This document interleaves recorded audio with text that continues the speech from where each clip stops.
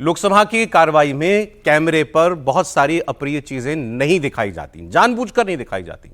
तो कल जब गृहमंत्री बोल रहे थे, कैमरा उनके ऊपर था, लेकिन उसमें भी बीच बीच में नजर आया कि कागज के टुकड़े उछाले जा रहे हैं और उनके कैमरे के सामने वो आ रहे हैं जब वो बोल रहे थे। ये देखिए, अभी आपको इतना नजर आया, लेकिन इसके पीछे और हो क्या रहा था ये बताया वहां मौजूद रिपोर्टर्स ने। हमारे पॉलिटिकल एडिटर देवेंद्र पराशर भी वहां पर थे।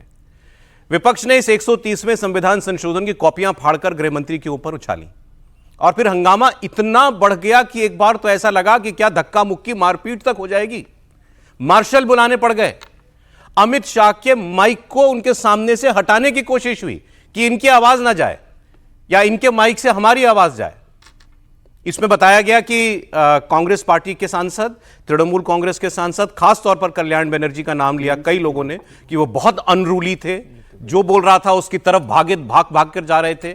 जो विपक्ष से भी सांसद बोल रहे थे, जिनको स्पीकर ने मौका दिया, उनके पास भी दौड़कर जा रहे थे कि इनके माइक से मैं बोल दूं कुछ ना कुछ। और यह हंगामा चलता रहा शोर शराबे के बीच में। आनन फानन में अमित शाह जी ने संविधान संशोधन बिल को जेपीसी में भेजने की सिफारिश कर दी।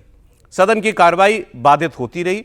हालात ऐसे बन गए कि जब दोबारा 2 बजे उन्होंने बिल पेश किया, 5-7 मिनट के बाद स्थगित हो गया, 10 मिनट के बाद हार्डली 3 बजे दोबारा सदन बैठा और उस वक्त अमित शाह जी को अपनी रो छोड़ के चौथी रो में जाकर बैठना पड़ा, क्योंकि वो रो लंबी होती है कि वहां पर ऑपोजिशन के सांसद उनके नजदीक ना पहुंच पाए, से दूर होती है। मार्शल को बुलाना पड़ गया। 5-7 मार्शल आए घेरा बना करके रोकने के लिए विपक्ष के सांसद, तब जाकर ये कल के जो बिल थे ये जेपीसी को भेजे जा सके।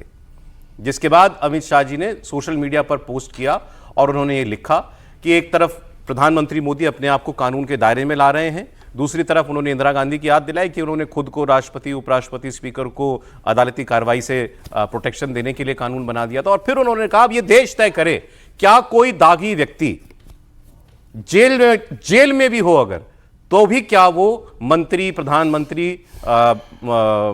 मुख्यमंत्री बना रह सकता है। लेकिन ये जो कल हुआ, मैं पहले इस पर बात करूं सर, इतनी डेस्परेशन कि नौबत हाथापाई तक पहुंचती हुई दिखाई दी। देश के गृह मंत्री अगर संसद के अंदर आप बोल रहे हैं, वो किसी बिल के ऊपर चर्चा कर रहे हैं, आप नारेबाजी कर सकते हो, अपना विरोध प्रदर्शन कर सकते हो, लेकिन इस तरीके से आप फेंकना। और वो कंगना रनौत जी का तो बयान आया है कि उसके अंदर कुछ छोटे छोटे पत्थर भी फेंके गए थे।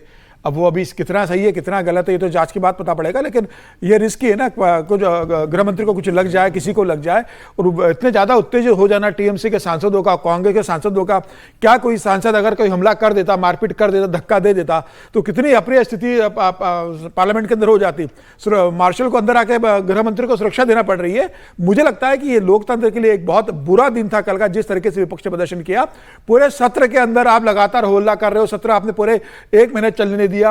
लोकसभा स्पीकर बता रहे कि सिर्फ 19 घंटे की कार्रवाई हुई, जबकि 127 घंटे का तय किया था चर्चा करने का। किसी बिल के इतने महत्वपूर्ण बिल लोकसभा के अंदर पास हुए, किसी बिल पर आपने चर्चा में हिस्सा नहीं ले रहे हो। आपको आपत्ति है, आप चर्चा कीजिए ना, आप बोलिए। मनीष तिवारी बोल रहे थे, गृह मंत्री बोल रहे थे, इस तरीके से वेल में आकर करना, मुझे लग रहा है यह जो परंपरा विपक्ष शुरू कर रहा है, यह बहुत एक मुझे लगता है एक चिंता का विषय है लोकतंत्र के लिए। पार्लियामेंट में अगर इस तरह से आप करोगे, कल हो सकता है अगर शीतकालीन सत्र में आप धक्का मुक्की पर आ जाओ, आप मारापीटी पे आ जाओ, आप अपने साथ मिर्ची या कुछ और लेके आओ स्प्रे करने के लिए।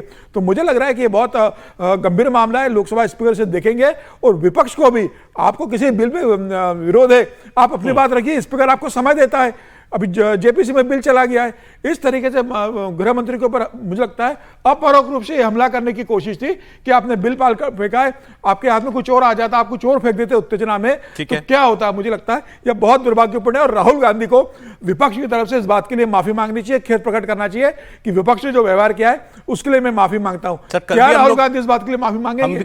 कल भी ये बात हमने की थी कि बिल तो जेपीसी को जाना था, ये तय है। ठीक है, वीर जी ने जो बताया कि आप रिवाइज लिस्ट में क्यों लेकर के आए, पहले से इसकी जानकारी होनी चाहिए थी। लेकिन जेपीसी को जो चीज जा रही है, जिसमें आप लोग होंगे शामिल, विपक्ष के लोग, उसके लिए इतनी मारामारी नहीं। देखिए, ये जो है, जो भी घटना हुई है दुर्भाग्यपूर्ण है और निश्चित रूप से नहीं होनी चाहिए। इस तरह की घटनाएं सदन में जब होती हैं तो उसका पूरा मैसेज बहुत गलत जाता है। और लगता है कि हमारे जो लॉ मेकर्स हैं, क्योंकि अपोजिशन के लोग भी लॉ मेकर्स ही माने जाते हैं, भले सरकार बिल कानून बनाती है, उनका व्यवहार कितना अशोभनीय है। लेकिन ये पहली बार नहीं हुआ है।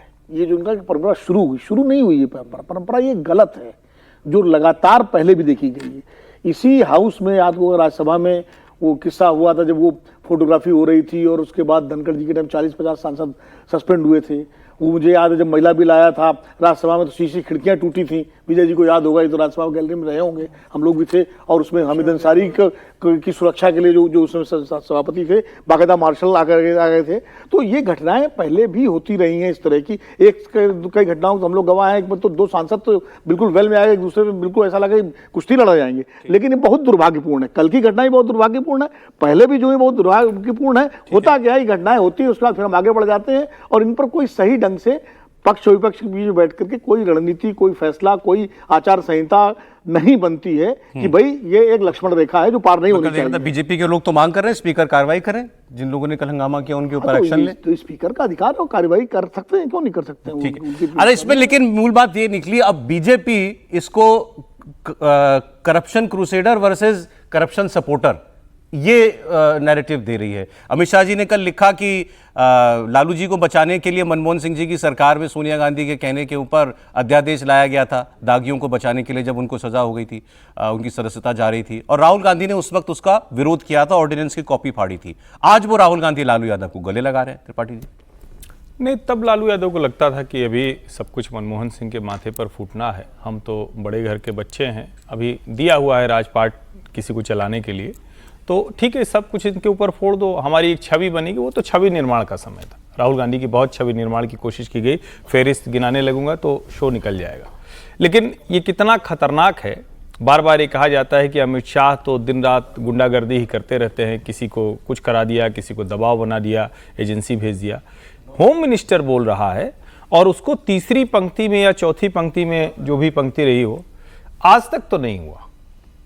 विनोद जी ने कई चीजें लेकिन लगा के बताई, लेकिन मुझे नहीं ध्यान में है कि होम मिनिस्टर कोई ऐसा महत्वपूर्ण विधेयक प्रस्तुत कर रहा हो और उसको सांसदों के अराजकता, आक्रामकता की वजह से पीछे की सीट पर जाकर बैठना पड़ा हो। नंबर 1। नंबर 2, ये देश के लोगों को जानना चाहिए, क्योंकि आप लोग बहुत सी चीजें सुनते हैं लेकिन कुछ नहीं सुनेंगे। जो एक ये इस सत्र में मणिपुर पर कोई बात नहीं हुई, विपक्ष ने कुछ नहीं कहा, लेकिन आपको क्या पता है कि इसी सत्र में मणिपुर के लिए एक बड़ा बजट विधेयक के साथ प्रस्तुत हुआ है जिस पर विपक्ष ने चर्चा तक नहीं की। तो एक तरफ वो भ्रष्टाचार के इतने बड़े कानून पर ऐसा हंगामा कर रहे हैं कि उस पर बातें ही ना हो, और बीजेपी बनाए या ना बनाए देश के लोग पूछ रहे हैं। पहली बार पीएम सीएम वो कह रहे हैं कि इसी तरह से तो सिंगापुर कभी बना होगा, इसी तरह से तो दुनिया के देश बने होंगे कि हर कोई अकाउंटेबल होगा करप्शन करने पर।